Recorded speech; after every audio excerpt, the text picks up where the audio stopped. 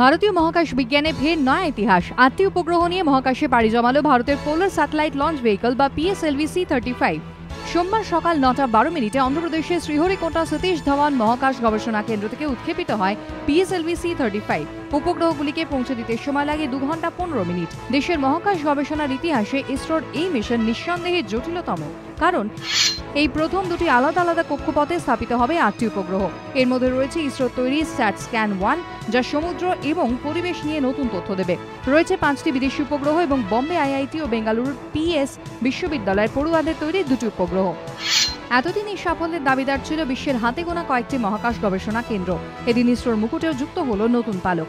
সফল উৎক্ষেপণের পর প্রধানমন্ত্রী টুইট করে বলেন, ইতিহাস রচনা করে চলেছেন দেশের মহাকাশ বিজ্ঞানীরা।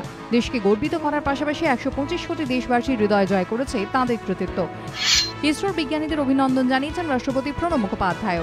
এর আগে গত ২২শে জুন ১৭টি বিদেশি উপগ্রহ সহ ২০টি কৃত্রিম উপগ্রহ নিয়ে মহাকাশে যাত্রা করেছে ইসরোর PSLV-C-34।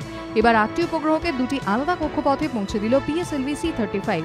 নতুন ইতিহাস ইসরোর। এবিপি আনন্দ।